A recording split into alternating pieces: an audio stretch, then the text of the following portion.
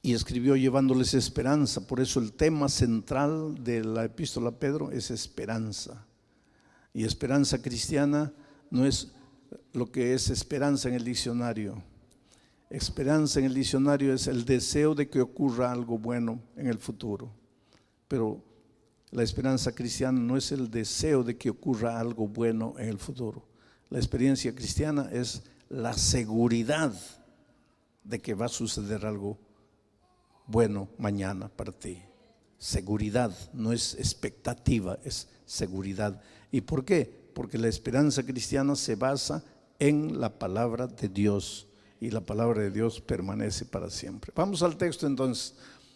Bendito el Dios y Padre de nuestro Señor Jesucristo, que según su grande misericordia.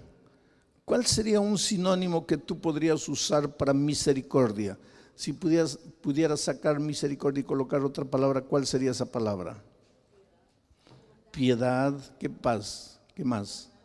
Amor, especialmente amor, porque en realidad la misericordia es el amor elevado a la infinita potencia. Es el amor concentrado, es el amor aumentado. Misericordia. Y ese es un atributo de Dios, porque Juan dice que Dios es, ¿qué cosa? Amor. Y aquí Pedro usa la misericordia como un atributo de Dios. Dice así: bendito el Dios y Padre de nuestro Señor Jesucristo, que según su grande misericordia nos ha regenerado en esperanza viva. Nos ha regenerado. ¿Cuál sería un antónimo de la palabra regenerado? ¿Saben lo que es antónimo? Antónimo es lo contrario. ¿Cuál es el antónimo de día? Noche. ¿Cuál es el antónimo de triste? Alegre. ¿Y cuál es el antónimo de regenerado? Hay varios antónimos, que podría ser depravado, podría ser malogrado, podría ser deteriorado. Y para que tengas una idea de lo que es deteriorado, deja un plátano bonito y obsérvalo. Al día siguiente, al otro día, se comienza a negrear, ¿no? Una semana después, el plátano está ahí, está deteriorado. Pero nosotros, cuando se refiere a la fruta, usamos otra palabra para decir está deteriorado. Decimos está podrido, pero la palabra parece fea, ¿no? Ahora, ¿un ser humano se puede podrir? Claro. Si se puede deteriorar, deteriorarse es podrirse, pero también es depravarse, es malograrse, es degenerarse. Pero ahora viene Cristo, agarra lo que ha encontrado, depravado, podrido, degenerado, deteriorado. ¿Y qué hace Cristo? ¿Cuál es la palabra? Regenera, restaura, hace de nuevo, lo vuelve verdecito, lindo, maravilloso de nuevo. Ahora, ese es un milagro. Que Jesús encuentre una persona deteriorada, degenerada, depravada, arruinada, y de eso deteriorado que ya no vale para nada, solo valdría para la basura, Jesús haga algo nuevo, maravilloso. Ese es el mensaje de Dios. ¿Y por qué lo hace? Por amor, porque te ama. Pero ¿cómo puedes amar eso que está podrido? Pero es que para Jesús nunca vas a estar podrido. Tú te puedes haber hundido en el pecado, puedes haber caído hondo. Puede llegar un momento en que tú piensas, para mí ya no hay esperanza, para mí ya no hay salida. Y yo encuentro en mi vida gente que dice, sí, pastor, ya para mí no. Yo una vez fui a visitar un amigo, amigo, y su hijo estaba pasando por un momento difícil, lejos de la iglesia. Él me dijo, mira, yo te voy a presentar a mi hijo. Yo lo había conocido a él en el Club de Conquistadores, 13 años, bonito, jovencito, lindo. Yo hice su bautismo en un río, el bautismo de este muchacho. Pero ahora el papá me dijo que él estaba hundido en las drogas, perdido, acabado. Y me dijo, ven a cenar. Porque si yo te digo, ven a visitar a mi hijo, y mi hijo sabe que estás viniendo a visitar con él, él se va a ir, no se va a esconder, él no quiere hablar con nadie. Pero si le digo, él está viniendo a cenar, él va a estar allá. Y fui. Pero en algún momento lo llamó ya para la cena y el muchacho sale. Yo no podía creer. Yo pensé que el papá, cuando me hablaba de su hijo, me estaba exagerando. No, que tú no tienes idea de cómo está. Y realmente, pobre muchacho, tatuado por todos lados la cara, argolla por aquí, argolla por aquí. Y eso no sería problema. El problema es que los ojos parecía que se le salían de las cuencas. Loco, nervioso, temblaba, fruto del abuso de drogas. Deteriorado. Y por más que la palabra sea pesada para referirse a un ser humano, pero esa era la realidad, podrido, descompuesto, acabado. Pero yo quisiera presentarles hoy día a ese muchacho. Si tuviera la oportunidad, les presentaría un príncipe en el reino de Dios, porque el Espíritu de Dios lo alcanzó. Y yo cuando hablé esa noche con ese muchacho, él me decía, pastor, yo lo respeto mucho a usted. De toda mi vida en la iglesia, los recuerdos más bonitos los mantengo de usted. Cuando en los campamentos de conquistadores usted contaba historias de indios y yo me quedaba así escuchándolo y en mi corazón sentía el deseo de ser misionero para trabajar entre los indios. Momentos bonitos, pero pastor, yo lo respeto, olvídese de mí. Míreme, ya para mí no hay esperanza, ya estoy perdido, pastor, acabado por completo. Y efectivamente estaba deteriorado espiritualmente. Y estaba deteriorado mentalmente, porque no decía cosa con cosa, hablaba tonterías. Estaba deteriorado físicamente. Parecía no haber esperanza para él. Pero ahora volvamos a lo que dice Pedro. Bendito, pues bendito. Oye, cuando lleguemos al reino de los cielos, la eternidad toda no será suficiente para que nosotros levantemos las manos y cantemos a Dios. Bendito, bendito, bendito, bendito. Porque, como dice ese canto que ustedes cantan, ¿qué sería de mí si no me hubieras alcanzado? ¿Dónde estaría yo si no me hubieras perdonado? Bendito. Agrábense esa palabra bendito, porque ustedes van a cantar durante la eternidad bendito, bendito, porque solo por la misericordia de Dios llegaremos al reino de los cielos.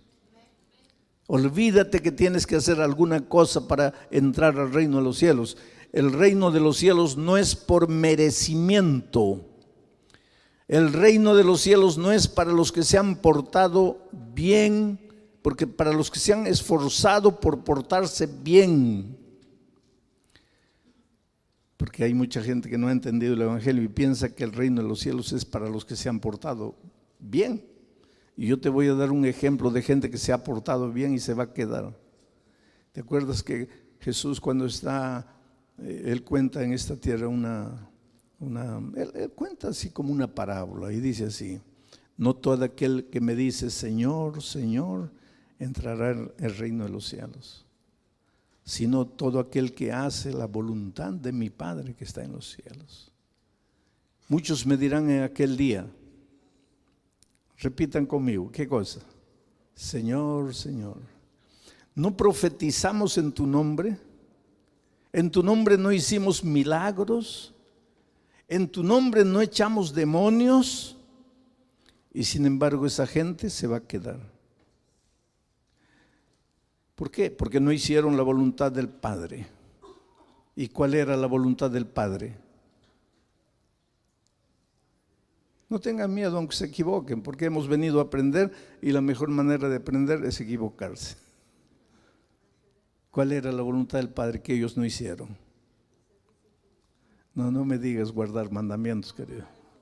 porque estos ya estaban en un nivel más allá de guardar mandamientos. Estos ya estaban expulsando demonios, ya estaban profetizando, ya estaban haciendo milagros. O sea que guardar mandamientos para estos ya era un nivel pasado. Ellos ya guardaban los mandamientos. Recuérdense que ellos diezmaban hasta la menta y el comino. Recuérdense que para guardar el sábado estos, además del mandamiento cuarto, ellos tenían como unos 3,000 pequeños mandamientitos.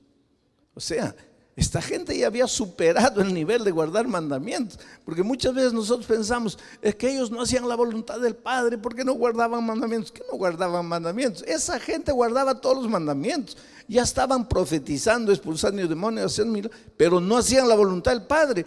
¿Qué voluntad del Padre? Ahí pues en el contexto tú te vas a dar cuenta. Hacer la voluntad del Padre no es esforzarte para guardar mandamientos, para andar bien en los caminos de Dios. Hacer la voluntad del Padre es reconocer que tú no puedes, que eres un pobre pecador y tienes que ir a Jesús y decirle: Señor, ¿sabes por qué vengo a ti? Porque yo no puedo. Y cuando tú te entregas a Él como un niño, por eso Él dice: si no fuereis como un niño, no entraréis en el reino de los cielos. Cuando tu hijito de 2, 3 añitos hace alguna tontería, se cae una travesura, ¿qué es lo que hace? Dime, ¿qué es lo que hace? Viene corriendo a ti. Es así que tenemos que hacernos niños. Por eso la salvación es para los pecadores. Por eso la salvación no es para el hermano que piensa que cumple todo, guarda todo, sigue todo. Ese pobrecito está perdido. La salvación es para el pecador o para el que se siente pecador. Y porque se siente pecador, va a Jesús. El otro, ¿para qué va a ir a Jesús si él piensa que ya cumple todo y guarda todo y sigue todo? Los que buscan a Jesús son los pecadores. Entonces, bendito el Dios y Padre de nuestro Señor Jesucristo, que según su gran misericordia, según su gran amor, nos ha regenerado, nos ha transformado, nos ha restaurado, nos ha curado, nos ha hecho de nuevo, pero nos ha regenerado en esperanza viva. ¿Cuál es la esperanza viva? Para que tú entiendas de qué esperanza viva está hablando aquí, tienes que saber qué cosa es la resurrección de Jesucristo de los muertos. Esperanza viva. Él nos ha regenerado. Te ha encontrado piedra bruta, deshecho, podrido, acabado, degenerado, depravado. Palabras feas, pero palabras reales.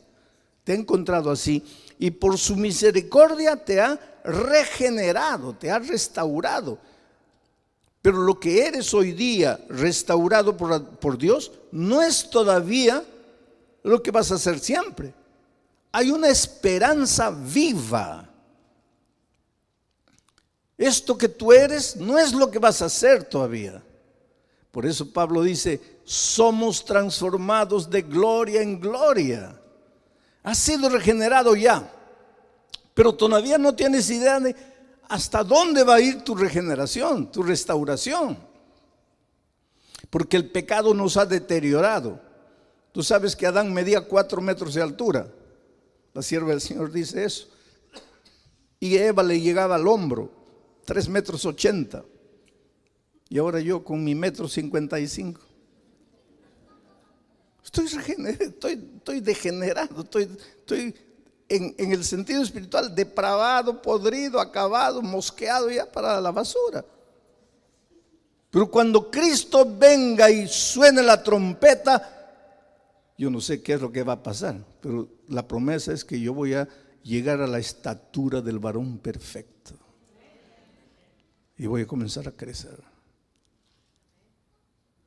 4 metros de altura, ya me imagino. Es que no es solo la altura, lo que es tu carácter depravado, hipócrita, mentiroso, fingidor, va a ser el carácter de Jesucristo. Lindo carácter, bonito, maravilloso. ¿Qué es lo que aqueja tu cuerpo? Ay, me duele aquí, ay, me duele aquí, ay. Dicen que vejez es cuando todo te duele, pero cuando Cristo venga nada te va a doler. Habrá sido restaurado. El que murió sin una pierna, cuando Cristo venga saltará para alabar el nombre bendito Señor con 2 piernas. El que murió con cáncer, puedes en este momento recordar a un ser querido tuyo que tú lo visitaste faltando 1 día, 2 días para morir. Yo cuando fui a ver a mi madre y llegué a la 1 de la mañana a Lima, mi avión llegó y mi hermano me estaba esperando ahí y me dice, mira, yo le digo, quiero ir al hospital, porque yo había ido, porque él me llamó diciendo, mira, si quieres ver a mamá viva, ven, porque no creo que dure más. Entonces llegué al hospital y dije, al aeropuerto, y le digo, quiero ir a ver. Y él me dice, no, a esta hora no te van a dejar entrar, de mañana vamos. Pero ora para que Dios la recoja, está sufriendo. Y me contó tanta cosa. Y esa noche yo llegué al hotel cansado, ya sería 2, 3 de la mañana, me arrodillé y le dije, Dios mío, mi madre fue una sierva tuya, te sirvió con amor, con cariño, llevó sus 9 hijos a tus pies, los 9 yernos, nueras a tus pies, los 40 nietos a tus pies, todo fruto de esa mujer piadosa. No la dejes sufrir, ya dale el descanso. A la mañana siguiente a las 6 mi hermano me despierta, mira, me dice, ya no necesitas tener prisa para visitarla porque ella descansó. ¿A qué hora descansó? A las 3 de la mañana, cuando yo le estaba diciendo a Dios, recógela. Pero hay una cosa, la última imagen de mi madre fue una imagen linda, de una viejita, ya viejita, pero linda, bonita, preocupada, llena de amor, como siempre fue. Y cuando llegué ya habían fallecido. Yo no quise verla, porque en mi mente no hay el recuerdo de un cadáver. En mi mente está la viejita linda que me dijo, hijito, que Dios te bendiga, ve al Brasil a cumplir tu ministerio. No la imagen de un cadáver. Pero esta mañana, esta tarde yo te digo, ¿te acuerdas de una persona a que amaste mucho, que ya lo viste en el cajón? Estaba deteriorada. Pero cuando Cristo venga, no va a ser así. Ahora trata de acordarte de esa misma persona cuando estaba en la plenitud de la vida. Pues mucho mejor que eso va a resucitar. Eso no es esperanza. Por eso Pedro habla de esperanza viva. Nos ha regenerado en esperanza viva. Amados, ahora somos hijos de Dios, dice Juan, pero todavía no se ha manifestado lo que habremos de ser. Tú no tienes idea de a dónde Dios te va a llevar, qué es lo que Dios va a hacer de ti, transformado de gloria en gloria. Vamos a leer de nuevo el texto. Bendito el Dios y Padre de nuestro Señor Jesucristo, que según su grande misericordia nos ha regenerado en esperanza viva por la resurrección de Jesucristo de los muertos. Porque yo dije, para entender lo que es esperanza viva tienes que entender lo que es la resurrección de los muertos, de Jesucristo de los muertos. Porque cuando Jesús estaba muerto, los discípulos pensaron, aquí se acabó nuestra fe, aquí se acabó todo. Y tú sabes que cuando Jesús murió, el diablo dio la más grande carcajada de su vida. Porque dijo, aquí lo acabé, aquí acabé con la raza humana. Él vino a morir y murió y se acabó, aquí ya no. Pero al tercer día, la carcajada del diablo paró en seco, porque la tierra se abrió. La tierra no fue capaz de detener a Cristo y el Cristo triunfante resucitó. Y ahora Pedro dice, Tu esperanza viva tiene que estar fundada en la resurrección de Jesucristo de los muertos. Porque si la muerte, si la tumba, si la tierra no fueron capaces de detener el cuerpo de Cristo, porque Él resucitó, ahí está la esperanza viva que tiene que inundar tu corazón. No importa quién eres, no importa cómo vivas, no importa cuán imposible sea desde tu punto de vista humano que tú te salves, o que un ser querido que tú amas, tú a veces piensas, no, ya para él no hay esperanza, ya él está perdido, ya no hay remedio para él, para ti, en tu opinión, pero no en la de Dios. Tu hijo que está fuera de la iglesia puede estar en la situación más deteriorada, más depravada, aparente, espiritualmente podrido, pero tu esperanza viva de que tu hijo va a regresar no está fundada en una promesa vacía, está fundada en que Cristo murió y resucitó. Y si la muerte no fue capaz de detenerlo a él en la tumba, el pecado no será capaz de detener a tu hijo aquí, porque tu hijo todavía está vivo. Entonces deja que el poder de Dios trabaje en él. Deja que Dios haga por él lo que tú no puedes hacer. Tú simplemente ora a Dios. Y el otro día un padre me preguntó, pero pastor, ¿para qué oro por mi hijo si él no quiere nada con Dios? Ora, ¿sabes por qué? Pero pastor, la oración solo vale cuando la persona quiere. Sí, yo sé. Entonces, ¿para qué voy a orar si él no quiere? Por un motivo. Porque si tú no oras y Dios manda su espíritu a trabajar en el corazón de tu hijo, el diablo, que es diablo, astuto, el diablo le dice a Dios, espera un poco, ¿por qué tu espíritu está perturbándolo a él? Él no ha pedido, él no cree, él no quiere, él no acepta, déjalo. Tú no dices que eres el Dios de la libertad, entonces ¿por qué lo estás molestando si él no pide nada? Y Dios literalmente se queda sin argumentos. Pero cuando tú clamas a Dios y el diablo le dice a Dios, ¿por qué estás molestando si él no te ha pedido nada? Tú le das un argumento a Dios, porque Dios le dice al diablo, yo no le estoy respondiendo a él porque él no me ha pedido nada, yo le estoy respondiendo al papá porque él sí me ha pedido. ¿Tú te das cuenta que la oración intercesora le da a Dios argumento para continuar trabajando? Por eso no te canses de orar por tu esposo que se fue, no te canses de orar por tu hijo que se hundió en el pecado, no te canses de orar, ora, pero Dios mío, no pasa nada. Tienes que mantener en tu corazón la esperanza viva de que si Cristo murió y resucitó, tu hijo también puede morir y resucitar. Yo no soy profeta, pero en el nombre de Dios te digo una cosa. Antes de que Cristo venga, tú vas a tener la alegría de abrazar a la persona que amas y que hoy está fuera de la iglesia. Si tú dejas que el Dios, bendito Dios Padre de nuestro Señor Jesucristo, encienda la esperanza viva en tu corazón. Bendito el Dios y Padre de nuestro Señor Jesucristo, que según su grande misericordia nos ha regenerado en esperanza viva por la resurrección de Jesucristo de los muertos. ¿Y para qué nos ha regenerado? ¿Para qué? Para darnos una herencia incorruptible y que no puede contaminarse ni marchitarse, y que está reservada para ti. ¿Dónde? Una herencia incorruptible. Tu papá te puede dejar una casa en esta tierra y tú por tus desatinos puedes acabar con la casa.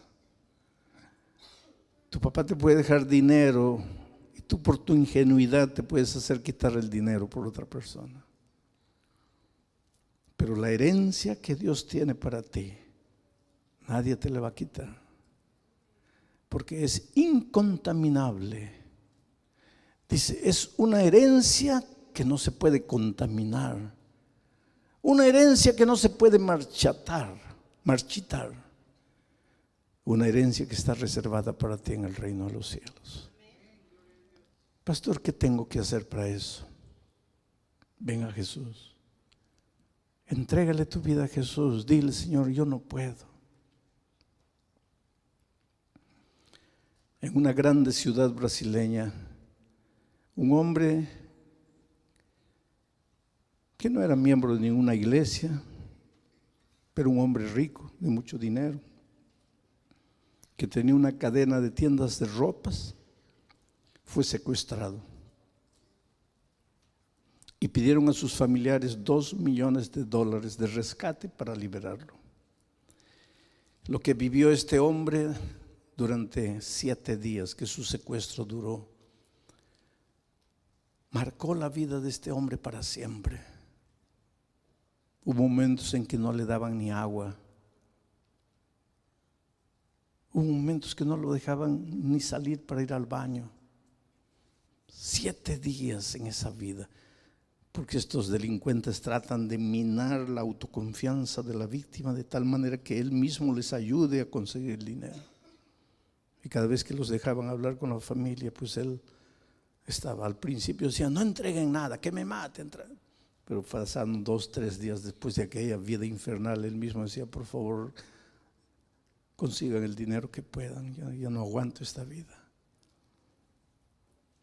Pero eso marcó profundamente su experiencia. Finalmente, después de una semana, no pagaron los $2 millones porque era mucho dinero, pero pagaron todo lo que pudieron conseguir en dólares, porque los secuestradores querían dólares, en billetes de $20. ¿Dónde encontrar dólares? En billetes, solo en billetes de $20. Pero finalmente consiguieron y lo liberaron. Una madrugada lo abandonaron en una carretera solitaria.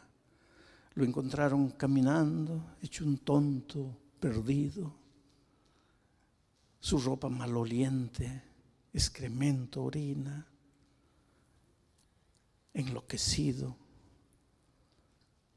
Y pues cuando lo descubrieron, supieron que él era el hombre secuestrado, porque fue noticia en todo el Brasil. Lo llevaron al hospital, vino la policía, le hicieron preguntas, pero no viste a nadie. ¿Quién es? ¿No reconociste la voz? No sé quiénes son. Pero él guardó un secreto para él. Porque en uno de los momentos, él logró mirar por la rendija de la puerta y vio solo un rostro con una cicatriz enorme aquí. Y ese rostro quedó marcado en su mente. Y sabes que después que todo pasó, 2 meses después, ya el caso prácticamente estaba archivado, ya nunca encontrarían a los ladrones porque él no daba mucha información, y eso de que él vio el rostro, él no lo dijo a la policía, se lo guardó para él. De repente los familiares, los hijos, la esposa comenzaron a percibir algo misterioso en él, desaparecía. Salía temprano de las tiendas y decía que iba para la casa, llegaba a medianoche. La esposa hasta pensó que podría tener otra mujer por ahí escondida, pero nadie sabía que él simplemente caminaba por la calle en la grande ciudad de Río de Janeiro. Caminaba de un lado para otro a la hora del rush, cuando la gente está saliendo de las tiendas, del movimiento y yéndose para los barrios en el centro de la ciudad, él caminando, buscando el rostro, el único rostro que recordaba del secuestro. Un día, un mes, 6 meses, 8 meses, un año. Era una obsesión. Lo voy a encontrar. Tengo que encontrarlo. Un día cansado entró a un bar a tomar una cerveza y de repente en la otra mesa se le cae el vaso. En la otra mesa ve el rostro del hombre que él vio durante su secuestro. Y se escondió, volteó el rostro para que no lo conocieran. Pero cuando el hombre salió, fue atrás de él. Lo fue siguiendo. Tomó un ómnibus, él también entró al ómnibus. Tomó el tren, él también entró al tren. Bajó del tren, lo siguió hasta ver dónde entró. Y entonces dijo, ahora sí, ya descubrí dónde vive. Entonces, como tenía dinero, buscó un bando de sicarios que nada más que eran policías que hacían trabajos de esta naturaleza. Y el grupo de sicarios le dijo: ¿estás seguro? Sí. Quiero que lo encuentren. Está aquí, esa es la casa. Pero no lo maten a él solo, maten a los 5, porque fueron 5. Quiero que los maten. Y yo les pago mitad, y la otra mitad se los pago cuando ustedes me muestren los 5 cadáveres. Y ahí comenzó el trabajo. En menos de un mes lo llamaron en la noche y le dijeron: mira, trae la otra mitad del dinero porque los 5 están aquí fríos, pero ven con el dinero. Le dieron las indicaciones, él fue, salió de la ciudad, se metió a la periferia. Ahí estaban los sicarios y le dijeron: mira, ¿trajiste el dinero? Sí, bueno, ahí están los 5 cadáveres. Aquí está el que tú reconociste. Y a partir de él, nosotros fuimos a los otros. Lo agarramos a él, mira el rostro de él tan maltratado, pues tuvimos que hacerlo cantar. Pero él contó quiénes eran los otros. Está ahí. Ahora el líder, el cabecilla, es este último aquí. Todos con el rostro cubierto. Y entonces él fue abriendo uno a uno. Ese era el que reconoció. El otro, efectivamente era ese. El otro. Cuando llegó al 5, sacó el trapo y cuando vio, dio un grito. No puede ser. Este es mi mejor amigo. Este es mi hermano. Este es el hombre que estaba al lado de mi esposa, de mis hijos, cuando yo estaba secuestrado, ayudándolos, animándolos. No puede ser. Y los sicarios le dijeron: no, ese es el jefe del bando. Ese es el que conocía todos tus movimientos y dio toda la información para los otros. Este hombre enloqueció, ¿sabes? Enloqueció. Lo encontraron con el carro chocado en la carretera, inconsciente. Le preguntaron qué había pasado, no dijo nada, estaba loco. Hablaba incoherencias, no hablaba cosa con cosa, ¿no? Lo internaron en un hospital psiquiátrico y ahí no hablaba con nadie. En las noches salía de la cama desnudo y aullaba como un lobo y daba vueltas a la piscina aullando como un lobo. Le comenzaron a colocar remedios fuertes para calmarlo porque tenía momentos de locura agresiva. Un millonario con la vida destruida, degenerado, depravado, podrido mentalmente. Lo sacaron en Navidad para celebrar Navidad al lado de la familia y trató de suicidarse. La familia no sabía qué hacer, amaban al papá, los hijos, hasta que descubrieron un hospital nuestro, adventista, pero no es un hospital tradicional, es una especie de retiro de medicina no tradicional, es más de medicina preventiva. Y lo internaron ahí, tenían mucho dinero. Y ahí nosotros teníamos un capellán, muy amigo mío. Y él me dice que una noche, un día lo vio sentado debajo de un árbol, lloraba. Y el capellán se acercó y se sentó. Y él se levantó y se fue. No quería conversar, pero un día él se acercó y él no se fue. Y entonces el capellán le empezó a leer. Mira, le digo, no digas nada, solo escucha la historia que te voy a leer. Y le leyó la historia del hijo pródigo, que un día vendió todo y se fue, y que se quedó sin nada. Y el capellán le dijo, ese sin nada no era dinero, no era comida, no era ropa. Ese sin nada era sin paz, sin alegría, sin amor. Y a medida que el capellán iba hablando, el hombre comenzaba a llorar, y entonces él pensó: Dios mío, estoy llegando a su corazón. Y fue así como todo comenzó. Y entonces un día, siempre que le contaba historias, le leyó la historia del pecado de David, cómo pecó, cómo se arrepintió, cómo Dios lo restauró, cómo llegó a ser rey, o volvió a ser rey, continuó siendo rey. Entonces él le dice: mira, préstame ese libro. Y ahora, cuando la familia venía a visitarlo, pensaron: ahora le agarró la locura de la Biblia, porque siempre que lo encontraban leyendo la Biblia, no soltaba la Biblia para nada. Y la familia pensó: bueno, ahora pues la locura se le dio por otro lado, es Biblia, Biblia, Biblia. Pero cada vez que volvían, lo encontraban diferente, lo encontraban mejor. Hasta que un día se dieron cuenta que él comenzó a coordinar sus ideas. Hasta que un día el médico dijo: pueden llevarlo de aquí, él ya está sano. Trátenlo con amor, pero él está restaurado.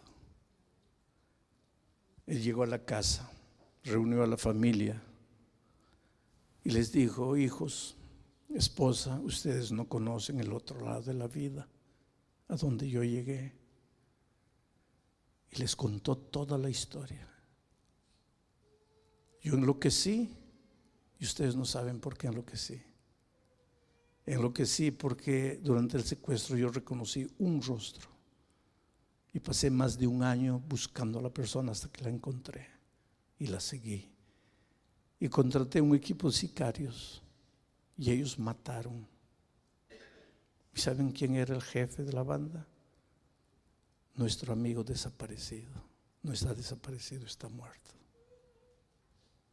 Enloquecí cuando vi que había matado a mi mejor amigo, porque él y yo nos criamos juntos en la infancia, en la juventud, y yo lo había mandado matar. Enloquecí. Pero Dios me llevó al fondo del pozo para encontrar un tesoro que nunca podría haber encontrado de otra manera. Me encontré con Jesucristo. Tuve que caer de rodillas y decir: Señor, yo no valgo, yo estoy perdido, yo estoy acabado, solo tú puedes hacer algo por mí. Y Dios me rescató. Y ahora yo quisiera compartir con ustedes este tesoro. Y sabes que logró llevar toda su familia a los pies del Señor Jesús. ¿Quién podría negar el testimonio vivo de una vida transformada? Nadie puede negar el poder de Dios cuando ve una vida transformada. Ahora, después de todo lo que dije, miren cuánta luz tiene este texto para ti. Bendito el Dios y Padre de nuestro Señor Jesucristo. Alabado sea la gloria y la honra para Él por todos los siglos y los siglos. ¿Por qué? Porque por su gran misericordia nos ha regenerado, nos ha restaurado, nos ha sacado la miseria y ha colocado en nuestro corazón la esperanza viva de que llegaremos a ser mejor de lo que un día imaginamos ser. Y nos ha dado la prueba de la resurrección de Jesucristo de los muertos. Porque si Cristo resucitó de los muertos, ¿por qué Cristo no puede hacer la misma maravilla en mi vida y en la vida de la persona que tú amas y que está lejos de Dios? Nos ha restaurado para una herencia incorruptible que no puede contaminarse ni marchitarse y que está reservada para ti en el cielo. Pastor, ¿qué tengo que hacer para tener esa esperanza viva en mi corazón? Solamente 3 cosas. Primero, reconocer que tú no puedes. Tú no puedes. No vale la pena que te esfuerces, que te domines. Tú no puedes. Segunda cosa que tienes que reconocer: Dios sí puede. Y entonces la tercera cosa: si tú no puedes, pero Dios sí puede, ven a Jesucristo. Entrégale tu vida, porque tú no puedes, pero Él sí puede. Pastor, usted no tiene idea de lo que me amarra en esta vida. No importa lo que te amarre. Dios es grande y es benigno. Y si pudo resucitar a Jesús de los muertos, ¿por qué no te puede resucitar? Entonces esta noche voy a hacer una invitación. Y esta invitación no es para los hermanos bautizados, porque ustedes ya se levantaron y ya fueron adelante. Esta invitación es para ti, querido, que estás estudiando la palabra de Dios, que estás conociendo a Jesucristo. Para ti que quieres seguir estudiando la Biblia, que quieres conocer más el Evangelio. Para ti que quieres ser restaurado. Para ti que quieres que Jesús restaure la vida de una persona que tú amas.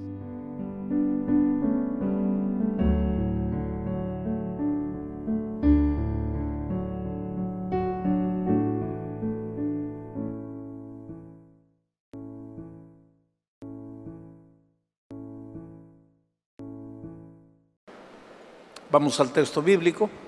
Es un texto que ya hemos leído durante la semana. La primera noche prediqué sobre ese texto, pero esta noche me voy a concentrar solo en uno de los versículos.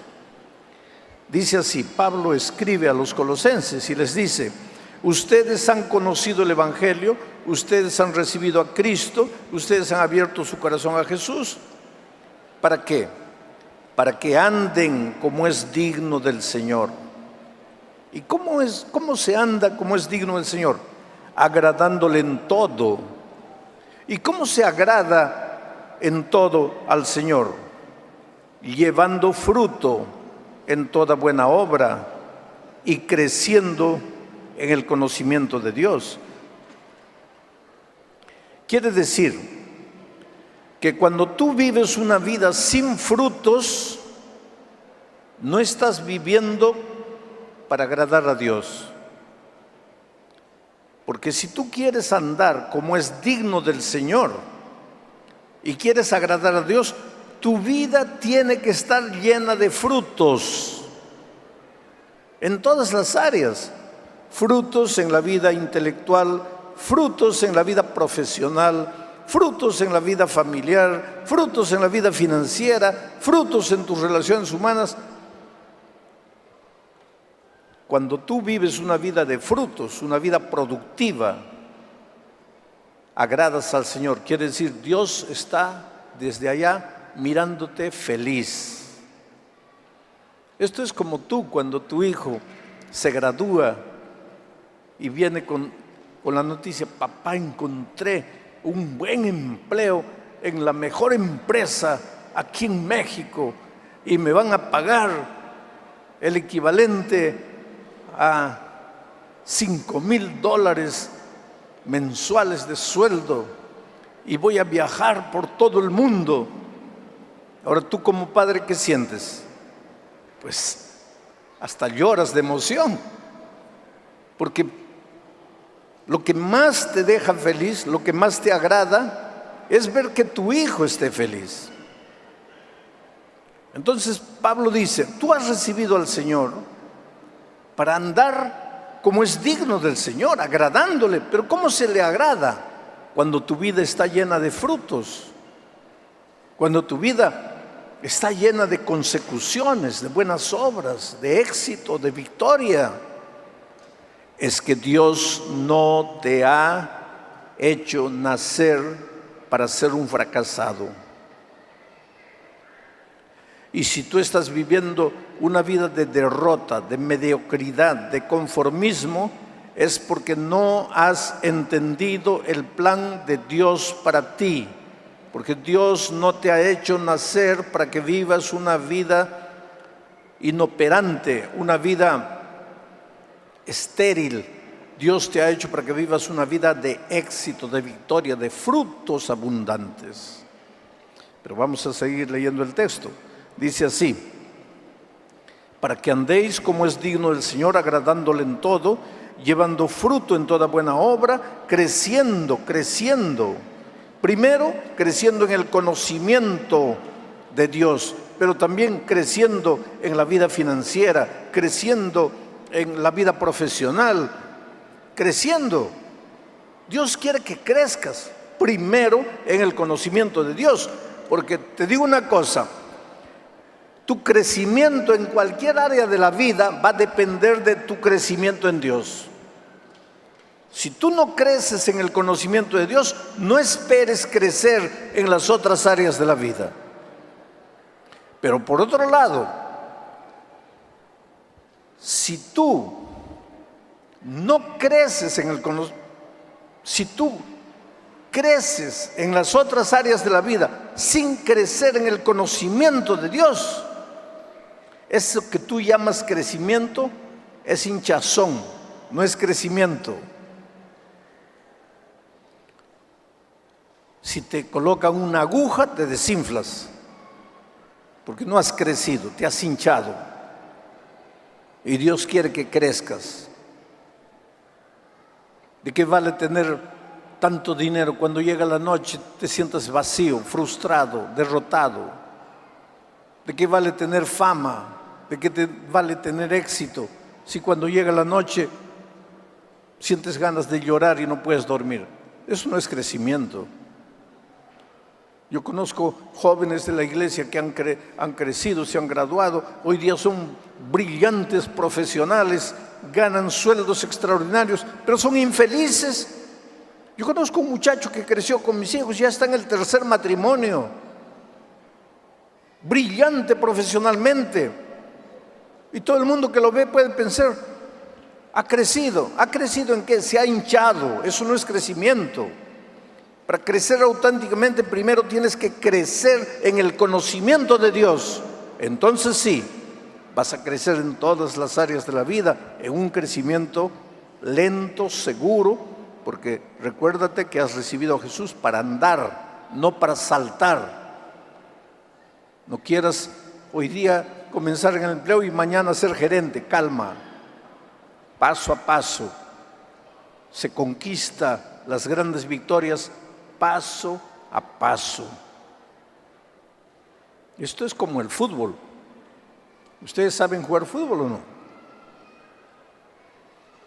Hay dos personas en el mundo: los que juegan fútbol y los que les gusta jugar fútbol. A todo el mundo le gusta, pocos juegan. Hay que saber jugar fútbol. El que sabe jugar fútbol nunca patea la pelota, nunca. Porque la pelota es como una bella dama, no hay que patearla. Hay que acariciarla, hay que besarla. Ahí la pelota te busca. Y eso quiere decir, en el lenguaje futbolístico, estoy en forma. ¿Qué quiere decir estoy en forma? La pelota corre atrás de ti, la pelota te busca. ¿Y qué cosa es estar fuera de forma? Tú corres atrás de la pelota y no la encuentras nunca. ¿Y por qué corres y no la encuentras? Porque la pateas. ¿A quién le gusta que se la patee? Ni a la pelota. Entonces, ¿qué tiene que ver el fútbol con esto que estoy diciendo? Es que en el fútbol tú no tienes que entrar y querer meter 7 goles. Calma. Tú tienes que entrar porque para cocinar el frijol hay que cocinarlo a fuego lento, a fuego lento. Para cocinar al otro equipo hay que cocinarlo a fuego lento. Y para vencer en la vida hay que vencer a fuego lento, paso por paso, por paso, por paso. Eso es crecimiento sólido. Y Jesús dice, o Pablo dice aquí, que tú has aceptado a Jesús para andar. Eso es, para cocinar la vida a fuego lento, pero seguro, firme. ¿Por qué? Porque la victoria ya es tuya. ¿Y por qué? Porque Dios te ha hecho nacer para frutos, para gloria de su nombre. Porque cuando un cristiano crece y prospera, la gente mira a Dios y dice, y alaba el nombre de Dios. Mira lo que Dios es capaz de hacer con las personas. Pero cuando un cristiano se llama cristiano, pero es derrotado, es un fracasado, no avanza, se acomoda en la vida, eso es un mal testimonio para el nombre de Dios. Porque los incrédulos dicen, mira los cristianos, El cristiano tiene que aprender a vestirse bien. No digo a gastar mucho dinero en ropa, pero a vestirse bien. El cristiano tiene que saber peinarse bien. El cristiano, mira lo que dice el versículo que voy a detenerme esta tarde. El versículo 12 dice: para que viváis con gozo, con gozo. El cristiano tiene que ser feliz, alegre, gozoso.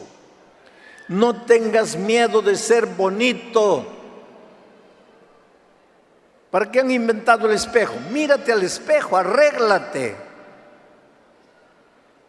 No te pintes amarillo, rojo, verde, porque eso no es ser bonito. Ahí te estás haciendo más feo.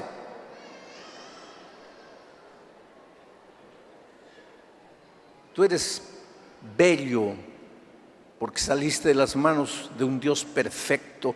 Cuando Dios creó al hombre y a la mujer, dijo: he aquí, todo es bueno en gran manera, bellos, perfectos. No tengas miedo de gozar de la vida, de alegrarte, de ser feliz. Hay mucha gente que piensa que ser cristiano es andar, no puedo esto es pecado. ¿Qué cristianismo es ese? El cristiano tiene un Dios todopoderoso. Jesús dijo: he venido para que tengas vida y vida abundante, vida exuberante, vida alegre, vida feliz, vida dinámica. Sé feliz en Cristo. Pablo le dice a los colosenses: han recibido el evangelio para andar con gozo, con alegría. ¿Y por qué alegría? ¿Por qué gozo? Ahora mira lo que dice él en el resto del versículo: con gozo, dando gracias al Padre. ¿Por qué? Porque nos hizo aptos, capaces. ¿Para qué? Para participar de la herencia de los santos en luz. Alégrate, porque Dios te ha hecho capaz, Dios te ha hecho apto. ¿Para qué? Para participar de la herencia de los santos. Hay una herencia. Claro que esa herencia está en los cielos. No la vas a recibir en la tierra. Básicamente es la vida eterna y todo lo que viene. Una vida sin dolor, sin tristeza, sin enfermedad, sin miseria, sin pobreza, sin injusticia, sin violencia, sin muerte. ¡Qué vida maravillosa! Esa es tu herencia, está preparada. Cuando Cristo venga, la herencia ya es tuya. Pablo dice: eres apto, Jesús te ha hecho apto para recibir la herencia. Solo que hay muchos cristianos que piensan que la herencia es solo eso allá en el cielo cuando Cristo venga. No. Tú en esta tierra ya puedes recibir tu herencia. Porque cuando tú recibes el evangelio, recibes muchas bendiciones. Por ejemplo, antes de conocer a Jesús, tú fumabas. Y el cigarro destruía tu salud, destruía la vida de tus hijos en la casa. El cigarro te entorpecía el paladar de manera que la comida, cualquier comida, por más rica que estuviera, tú no saboreabas. Tú comías porque estabas con hambre, pero sentirle el sabor. Un fumador no le siente sabor a la comida. Ahora le entregas la vida a Cristo, dejas de fumar y ¿qué pasa? Ah, qué rico pozole, qué ricos chilaquiles. Le comienzas a sentir sabor a la comida. Ya ganaste. Quiere decir, la herencia eterna está allá, pero aquí en la tierra ya empiezas a disfrutar de parte de tu herencia. Disfrutas de mejor salud. Antes, cuando no tenías a Cristo, vivías desesperado, angustiado, preocupado. Ahora tienes a Cristo, en la noche oras, te acuestas, duermes. Ya no vives estresado, ya no vives ansioso, ya no vives loco. Quiere decir, tu herencia ya comienza en esta tierra. Pero no solo eso. Ya te dije las otras noches, todavía nosotros estamos peregrinando en esta tierra. No hemos llegado al destino final donde nos apoderaremos de la herencia eterna. No, no hemos llegado, estamos todavía en camino. Pero en este camino tienes que aprender a vivir de manera victoriosa. Dios es el Rey del universo. Tú eres su hijo. ¿Cómo se llama el hijo del rey? Príncipe. Entonces, si tú aceptaste a Dios como tu padre, tú eres un príncipe. Ahora dime, ¿has visto príncipes sin empleo? ¿Has visto un príncipe que quiere entrar a la universidad y no puede? ¿Has visto un príncipe que mira una ropa, quiere comprarla, pero no puede? ¿Has visto un príncipe que quiere viajar a Roma y no puede? ¿Qué tipo de príncipe es ese? Tú tienes que aprender a vivir como príncipe, porque tienes que reconocer que tu padre es el Rey del universo. El otro día yo estaba viajando en Brasil y en la carretera vi en la trasera de un camión escrito así: yo no soy el dueño del mundo. Pero abajo decía: pero soy el hijo del dueño. Esa es la gran verdad. Cuidado, tú no eres dueño del mundo, pero tú eres hijo del dueño. Entonces aprende a vivir como hijo del dueño del mundo. Apodérate de tu herencia ahora. El otro día alguien me dijo: pastor, usted está empezando a predicar el evangelio de la prosperidad.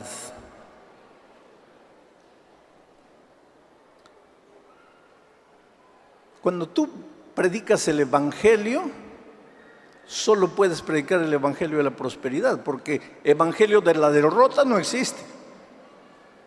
Evangelio de la pobreza no existe, solo existe evangelio de la prosperidad, porque tu Dios es un Dios próspero. La Biblia habla de prosperidad. Dice que si tú eres fiel a Dios devolviéndole lo que es de Dios, Él te va a abrir las ventanas de los cielos y te va a derramar bendiciones hasta que sobreabunde.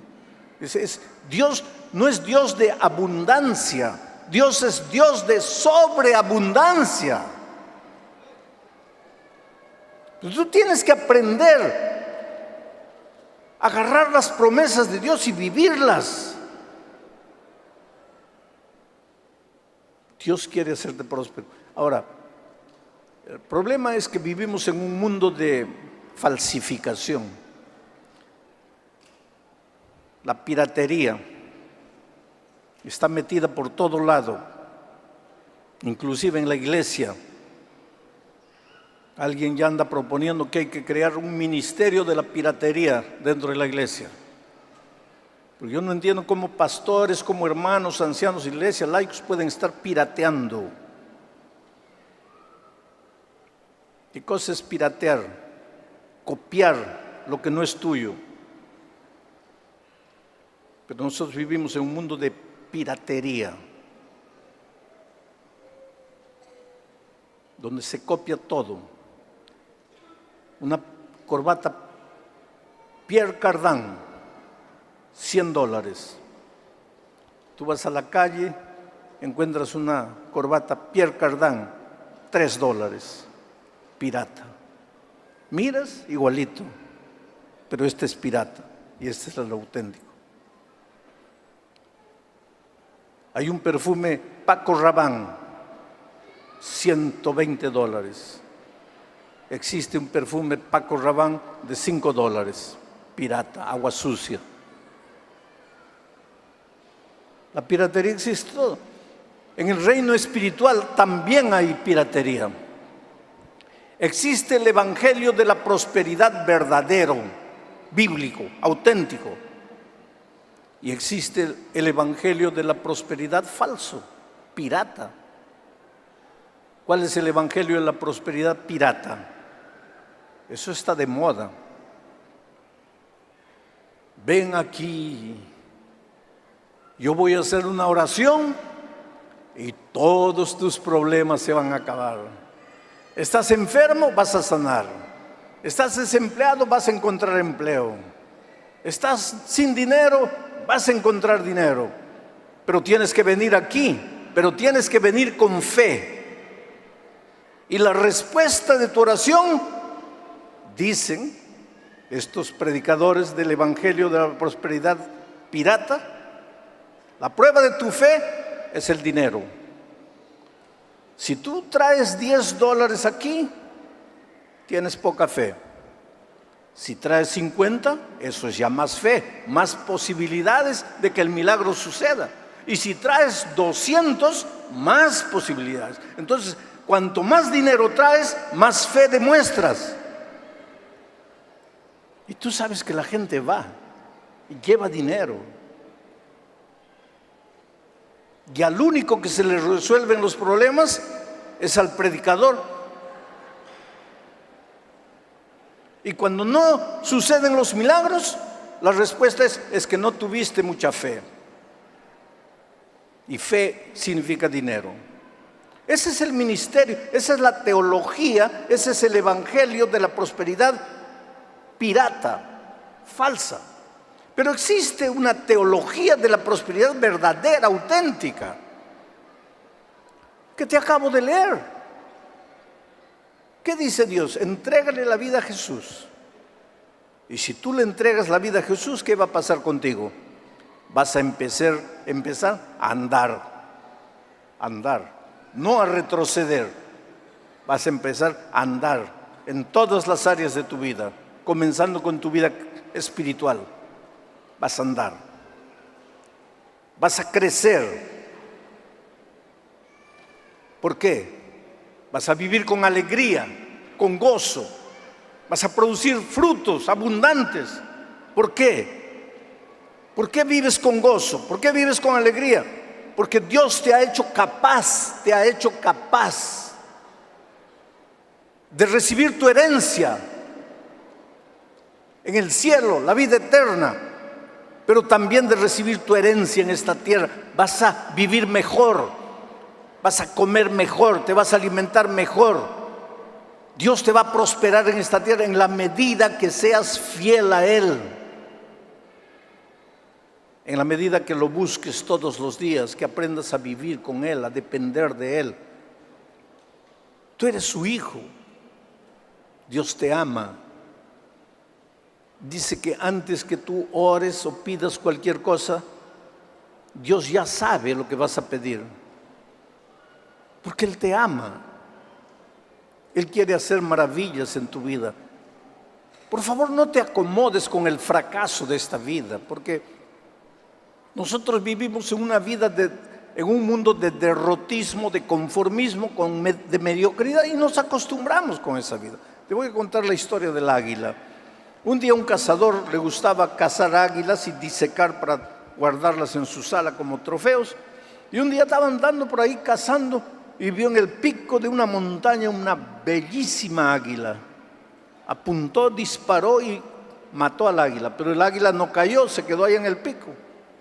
Entonces él tuvo que ir escalando el pico para recoger su trofeo, y cuando llega al pico ve el águila y al lado un nido y dos aguiluchos jovencitos, y le dolió el corazón al cazador, porque dijo: oh, si yo supiera que tenía polluelos, yo no lo hubiera matado. ¿Y ahora qué voy a hacer con esos polluelos? Si la mamá murió, si yo los dejo aquí, se van a morir.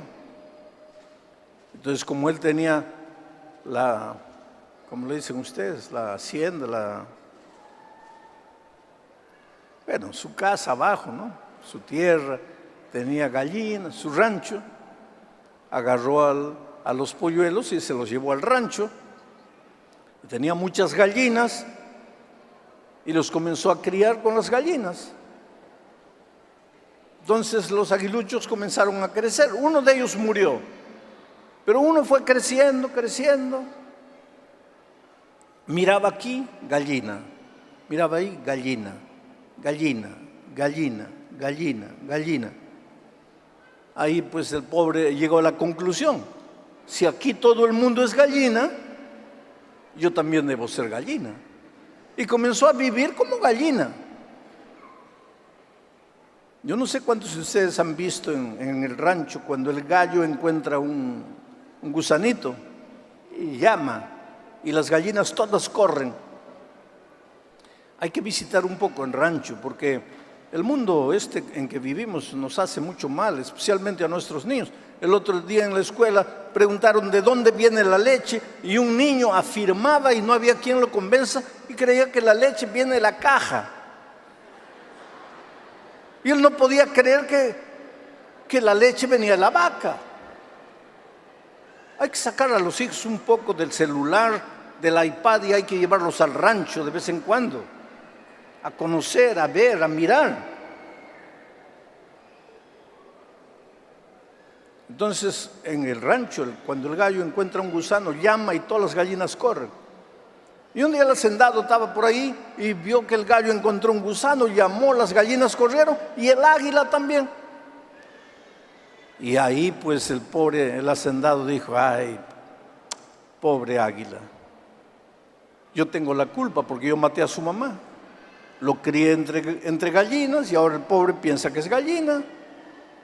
No, yo tengo que corregir esto. Y a la mañana siguiente se levantó temprano, fue al gallinero, tomó al águila en sus brazos, fue al patio de la casa y le dio un discurso. Y le dijo: mira, cuando tú eras polluelo, yo maté a tu mamá. Y para que no te murieras, te traje aquí a vivir entre gallinas. Pero tú no eres gallina, tú eres águila. Tú no tienes que vivir aquí en la tierra escarbando la tierra. Tú has nacido para vivir en el cielo azul. ¿Qué haces aquí? Entonces, por favor, aprende a vivir como águila. Y agarró al águila con toda su fuerza y lo lanzó. El águila cayó pesadamente al suelo y corrió a juntarse con las gallinas.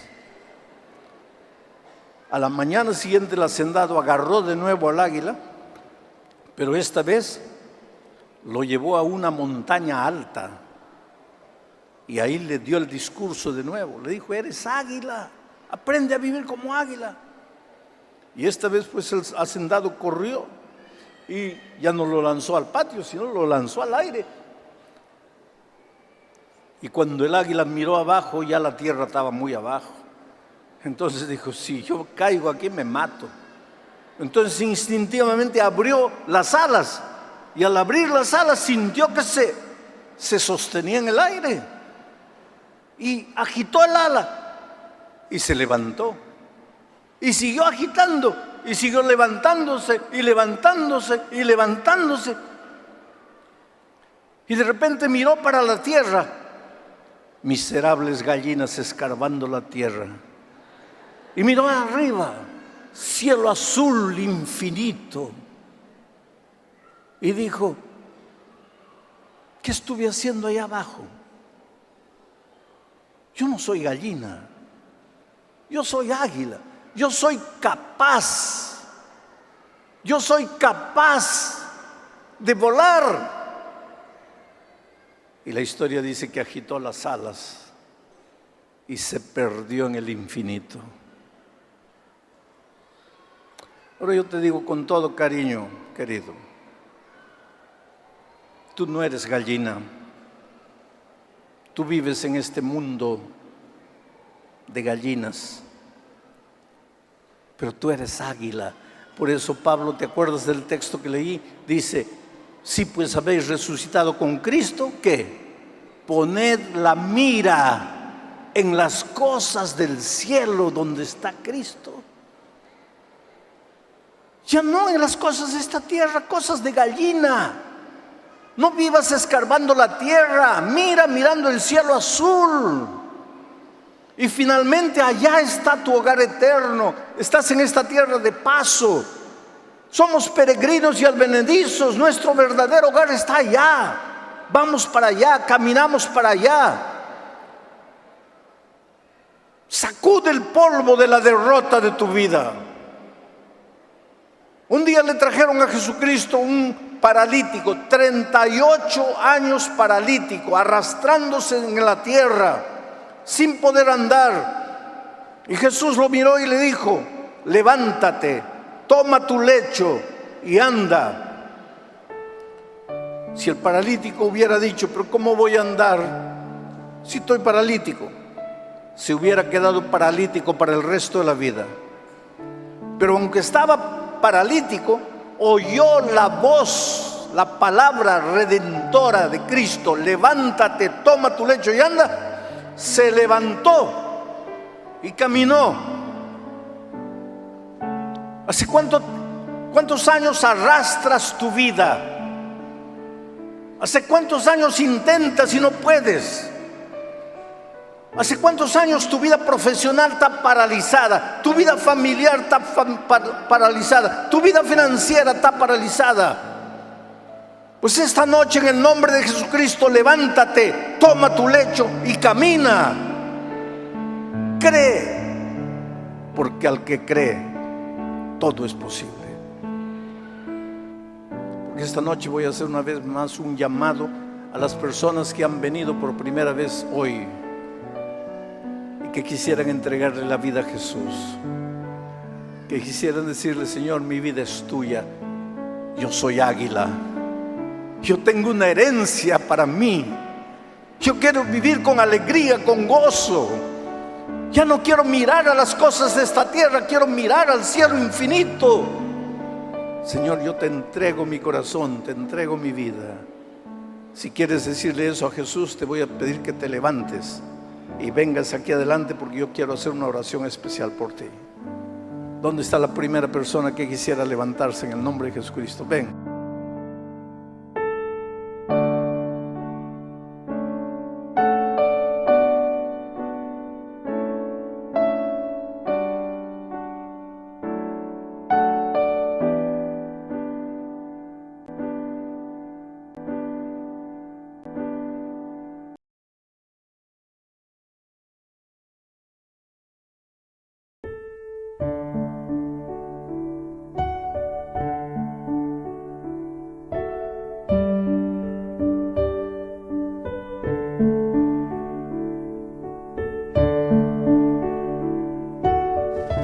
Hola, mi amigo querido, qué alegría. Mi amiga, mi hermano, mi hermana. Hay tanta gente linda mirando el programa y mucha gente que entra a comentar, a realizar un pedido de oración. ¿Sabes qué? Realmente siento que tengo una familia grande, grandísima, esparcida por todos los países, diferentes países en el mundo. Y es muy, muy bueno eso. Me da responsabilidad. Sé que cada palabra que digo necesita ser inspirada por Dios, y por eso siempre que voy a grabar esto, unas horas antes, yo pido a Dios que dirija mis pensamientos, que no emita ideas que creen intranquilidad en las personas, sino que lleven esperanza, alegría, paz. Bueno, vamos a estudiar la lección de esta semana, la lección número 8, para el 24 de febrero del año 2024. El título de la lección es Sabiduría para vivir con rectitud. Sabiduría. El propósito de la lección es mostrar que andar en los caminos de Dios, seguir sus mandamientos, observar sus consejos, recibir sus amonestaciones y cumplirlas, no es simplemente guardar un código frío de normas y reglamentos, sino que es la expresión, es el resultado de una experiencia de amor maravilloso con Dios. El resultado de eso es bendición. No hay nadie que camine en los caminos de Dios y que no reciba la bendición, porque la bendición es una consecuencia, es un resultado. Así como la maldición, el sufrimiento, el dolor es una consecuencia de apartarnos de Dios, las bendiciones prometidas en su palabra son una consecuencia de andar en los caminos de Dios. La palabra clave para esta semana es la palabra sabiduría. Sabiduría no es conocimiento. Una persona puede tener 5 títulos doctorales y sin embargo no tener sabiduría. Sabiduría es usar el conocimiento de una manera adecuada. La edad no da sabiduría. Hay personas que envejecen y nunca llegan a ser sabias. La universidad no da sabiduría. La universidad te puede dar un diploma, un título, pero no sabiduría. Los libros, la lectura, te puede dar mucho conocimiento, pero no sabiduría. Sabiduría es el uso correcto del conocimiento. Entonces vamos al primer subtítulo de la lección de esta semana. Dice, en mi corazón he guardado tus dichos. Y aquí veremos que sabiduría es andar en los caminos de Dios. En esta parte vamos a estudiar brevemente algunos versículos del Salmo 119. El Salmo 119 tiene 176 versículos. Es el salmo más largo de la Biblia. Está dividido en 22 estrofas. En hebreo se les llama estanzas. Cada estrofa, este salmo es un acróstico porque el alfabeto hebreo tiene 22 letras y este salmo tiene 22 estrofas. Y la primera estrofa, por ejemplo, empieza con la letra A del alfabeto hebreo. La segunda estrofa con la letra B, en fin, es una especie de acróstico. Es interesante que el tema del Salmo 119 es la palabra de Dios. Pero la palabra de Dios está presentada bajo varias nomenclaturas. La ley de Dios, la palabra de Dios, el camino de Dios, el consejo de Dios, la amonestación de Dios, la instrucción de Dios, en singular y en plural. Entonces, cada vez que tú escuchas cualquiera de estas palabras, se está refiriendo a las instrucciones divinas, a los consejos divinos, a las enseñanzas de Dios. Y en esta primera parte vamos a ver que sabiduría es andar en los caminos de Dios. Vamos a leer el Salmo 119, versículos 1 al 3 y después los versículos 9 al 11. Leo, dice así: bienaventurados, o sea, felices.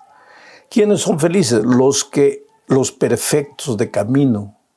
Cuando se dice aquí perfectos de camino, se está diciendo los perfectos que andan en la ley de Dios, en las instrucciones de Dios, en las enseñanzas de Dios. Y se repite, por eso voy a leer de nuevo. Bienaventurados los perfectos de camino, los que andan en la ley de Jehová. Bienaventurados los que guardan sus testimonios. Aquí está otra nomenclatura, los testimonios. Andar en la ley de Dios es guardar sus testimonios, y eso es andar en el camino de Dios. Sigo leyendo. Y con todo el corazón le buscan, pues no hacen iniquidad. Los que andan en sus caminos, aquí nuevamente la expresión andar en sus caminos. ¿Con qué limpiará el joven su camino? Y responde el mismo, con guardar tu palabra. Aquí está otro sinónimo, palabra, ley, instrucción, consejo divino. Con todo mi corazón te he buscado, dice el salmista. No me dejes desviarme de tus mandamientos, de tus caminos, de tus instrucciones. En mi corazón he guardado tus dichos, aquí está otra nomenclatura, tus dichos, tus palabras, tus consejos, tus testimonios, tu ley. En mi corazón he guardado tus dichos para no pecar contra ti. Querido, las instrucciones divinas no fueron dadas para quitarnos libertad. A veces nosotros tenemos la impresión de que las instrucciones divinas nos quitan libertad y entonces estamos tratando de driblear, voy a usar un lenguaje del deporte, ¿no? Driblear, cuando el futbolista tiene la pelota en los pies, ¿qué hace cuando driblea? Va para allá, trata de pasar con la pelota. Nosotros muchas veces tratamos de driblear las instrucciones divinas. Inventamos una cosa, inventamos otra cosa, raciocinamos, filosofamos, damos nuestra opinión. Quiere decir, la instrucción divina está ahí clarita, pero no queremos obedecerla, queremos hacer nuestra voluntad, seguir nuestros caminos. ¿Y qué sucede? Cuando nosotros seguimos nuestros caminos, Infelizmente, nuestros caminos son caminos de muerte. Nos llevan a nuestra propia destrucción. Después viene la derrota, el fracaso, el sufrimiento. ¿Y qué pasa? Pensamos que es un castigo divino. Cuando Dios no nos está castigando, nosotros simplemente estamos sufriendo las consecuencias de nuestro desvarío. Es por eso que sabiduría es andar en los caminos de Dios, guardar las instrucciones divinas en nuestro corazón, cultivar con Dios una experiencia de amor y como resultado de esa experiencia de amor, seguir sus instrucciones. Y como resultado de todo eso, el único beneficiado seremos nosotros. ¿Por qué? Porque las promesas de su palabra serán una realidad en nuestra experiencia. Sabes, no basta estar en la iglesia, no basta haberse bautizado, todo eso es necesario. No basta cumplir los mandamientos mientras las otras personas nos ven. Hay que atesorar la palabra de Dios, los consejos divinos en nuestro corazón y vivir, pensar, hablar. Dejar que los mandamientos de Dios se formen parte de nuestra manera de ser, de nuestro carácter, de nuestro ser entero. Entonces seremos hombres, mujeres felices que disfrutarán de las bendiciones divinas. Vamos a la segunda parte. Dice, enséñanos a contar nuestros días. Y aquí veremos que vivir con sabiduría significa administrar la vida con sensatez. En la primera parte vimos que vivir con sabiduría es caminar en los caminos de Dios, es seguir sus instrucciones, es obedecer sus mandamientos, es guardar sus testimonios. Pero en esta parte vamos a ver que sabiduría es administrar la vida, el tiempo que Dios nos dio. Para seguir comentando, vamos a leer el Salmo 90, versículos 2 y también el 2. Dice así: antes que naciesen los montes y formases la tierra y el mundo, desde el siglo y hasta el siglo tú eres Dios. Ese es el versículo 2. Aquí se habla de la eternidad de Dios. Aquí se habla de que antes de que existiera todo lo que vemos, ya Dios estaba, ya Dios existía desde la eternidad hasta la eternidad. Para Dios no pasan los días, no pasan los años, los meses. Dios es eterno, es atemporal. Pero entonces viene el versículo 12, y en el versículo 12 dice lo siguiente: enséñanos de tal modo a contar nuestros días que traigamos al corazón sabiduría. Quiere decir, Dios, tú eres eterno, pero nosotros somos finitos, somos temporales. Nacimos para la eternidad. Dios nos creó para que viviésemos eternamente, pero infelizmente el pecado entró. El ser humano escogió el camino de muerte y vino la temporalidad. Ahora, Adán vivió 939 años. Matusalem, el hombre que vivió más, 969 años. Hoy día si llegamos a 100 años ya es mucho. Cada vez somos más temporales, estamos limitados al tiempo. Dicen que los años de mayor productividad de un ser humano es entre los 40 y los 55 años. Antes de los 40 tiene un problema que es la juventud, la inexperiencia. Entre los 40 y los 55, él produce todo lo que puede producir. Después de los 55 comienza otro problema que es el envejecimiento. Quiere decir, solo tenemos 15 años de productividad real. El clímax, el ápice de nuestra productividad. Por eso es que el salmista, mirando la eternidad divina y mirando su temporalidad, dice: Señor, enséñame a contar mis días. O sea, enséñame a administrar mis días.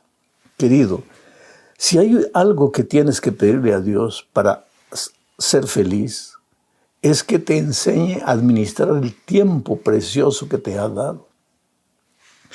Mira, una persona que, digamos, vive 75 años. Esa persona duerme por lo menos 8 horas por día, o sea, una tercera parte del día, porque el día tiene 24 horas. Si duerme 8 horas, duerme una tercera parte del día. Si vive 75 años, va a dormir 25 años. 25 años durmiendo. ¿Te das cuenta? ¿Cuánto podríamos haber hecho en 25 años? Pero es necesario dormir. Ahora, lo que no es necesario es perder tanto tiempo en extravagancias, especialmente después que se descubrió el Internet y el celular, y en fin, pues dejamos de leer, dejamos de observar la vida, dejamos de conversar con las personas, porque eso es lo que realmente enseña. Dejamos de pasar tiempo con Dios y vivimos buscando noticias del mundo. Pero ¿qué pasa? El tiempo se nos va, el tiempo corre.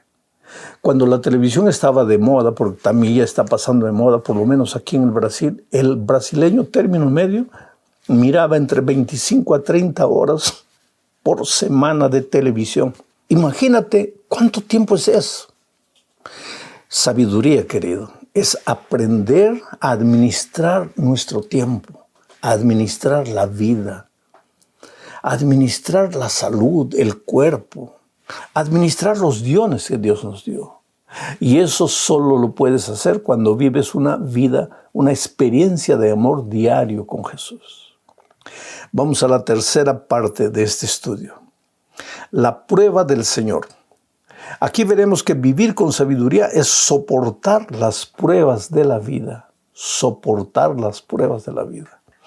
Porque desde que el pecado entró vivimos en un mundo de dolor, en un mundo de turbulencia, de truenos espirituales, emocionales, físicos, de huracanes. Estás tranquilo y de repente te sorprende una noticia de un ser amado que murió, que sufrió un accidente, está entre la vida y la muerte. De repente tu negocio va prosperando y de la noche a la mañana se viene para abajo y no sabes qué hacer. Mientras vivamos este mundo enfrentaremos pruebas y sabiduría es saber enfrentar las pruebas. Voy a leer el Salmo 81, versículos 7 y 8. Dice así: en la calamidad clamaste y yo te libré. Te respondí en lo secreto del trueno. Te probé junto a las aguas de Meriba. Oye, pueblo mío, y te amonestaré, Israel, si me oyeres. Aquí se menciona Meriba. ¿Qué es Meriba? En Meriba fue donde el pueblo de Israel rebelde desafió a Dios, creyendo que Dios no sería capaz de resolver el problema. ¿Qué problema enfrentaban? No tenían agua, estaban muriendo de sed. Y ahora decían a Moisés: ¿por qué nos sacaste de Egipto? Nos hubieras dejado allá. Éramos esclavos, pero teníamos agua. Aquí estamos muriendo de sed. El pueblo era un pueblo quejumbroso, siempre reclamando, siempre desafiando a Dios. Y en Meriba desafió a Dios. Y Dios les dio a beber agua de la roca. Agua de la roca. Ahora, en el Salmo 81, que es el Salmo que estamos estudiando, ¿qué hace Dios? En Meriba el pueblo probó a Dios, pero ahora Dios prueba a su pueblo. Hace un juego de palabras en el Salmo 81. Dios prueba a su pueblo y le muestra que mientras viva en esta tierra enfrentará dificultades. Y le muestra que muchas veces frente a las dificultades su pueblo fracasa, su pueblo duda, su pueblo pierde la fe, la confianza en el Dios Todopoderoso que siempre lo cuidó. A pesar de lo que la historia nos dice, a pesar de cómo Dios en el pasado nos protegió, a pesar de las historias bíblicas, Dios alimentó, trajo un cuervo con comida para alimentar a su profeta. El mar se abrió, el maná cayó, la roca proporcionó agua. A pesar de eso, nosotros dudamos hoy y fracasamos. Pero qué bueno es Dios, que mira lo que dice. Voy a volver a leer el versículo 7. En la calamidad clamaste, porque cuando tú dudas de Dios, te metes en problemas. Cuando tú no eres sabio para enfrentar el dolor, las dificultades, cuando tú al primer a la primera tormenta comienzas a llorar y desanimarte, creer que Dios te ha abandonado y fracasas, en ese momento Dios no te abandona. En ese momento Dios viene en tu socorro. Dice, en la calamidad clamaste y yo te libré. Te respondí en lo secreto del trueno. Interesante. El trueno asusta y Dios dice que ahí, en medio de ese trueno que te asusta, está mi respuesta de amor para ti. En esa tormenta que viene a tu vida para asustarte, en ese accidente, en ese fracaso económico, en esa situación emocional turbulenta que estás viviendo, el amor de Dios llega a ti en la voz del trueno. Entonces no te asustes, porque sabiduría es aprender a vivir, a enfrentar los dramas y las luchas de la vida. Querido, el otro día encontré a alguien que me dijo, pastor, yo conozco personas que nunca pasan por pruebas. Y a mí Dios me prueba y me prueba y me prueba. Tal vez sí, querido, pero no es porque Dios tenga favoritos. No es porque Dios a uno le escuche y al otro no. Las pruebas, desde que entró el pecado a este mundo, las pruebas son un instrumento de formación, de educación. No sé si conoces en la carpintería un instrumento llamado formón. Es una herramienta para sacar las asperezas de la madera. El formón hiere a la madera. Menos mal que la madera no tiene sangre, porque si no derramaría mucha sangre. El formón. Y sirve para sacar las aristas de la madera. Bueno, las pruebas son el formón de Dios. Hay maderas que no necesitan formón porque son lisas. Hay maderas que necesitan más o menos el formón y hay maderas que necesitan mucho formón. Así somos nosotros. Dios usa las pruebas a los que necesitamos más pruebas, porque necesitamos pulir el carácter, el temperamento, las actitudes frente a las dificultades. Dios nos va a colocar más formón por nuestro propio bien. A los que menos. Pero Dios sabe. Dios te ama, querido. Ningún dolor, ninguna dificultad llega a tu vida por llegar. Dios te ama. No te olvides de eso. Vamos entonces ahora a la cuarta parte de este estudio, bajo el subtítulo El engaño del mal camino. Y aquí veremos que sabiduría significa no sucumbir a las tentaciones del enemigo. Pero nuestro estudio nos muestra que hay dos tipos de tentaciones. Tentaciones que vienen de afuera y tentaciones que vienen de nosotros mismos, de adentro, de nuestra naturaleza pecaminosa. Leo el Salmo 141, versículos 3 y 9. En el 3 se muestran las tentaciones de adentro y en el 9 se muestran las tentaciones de afuera.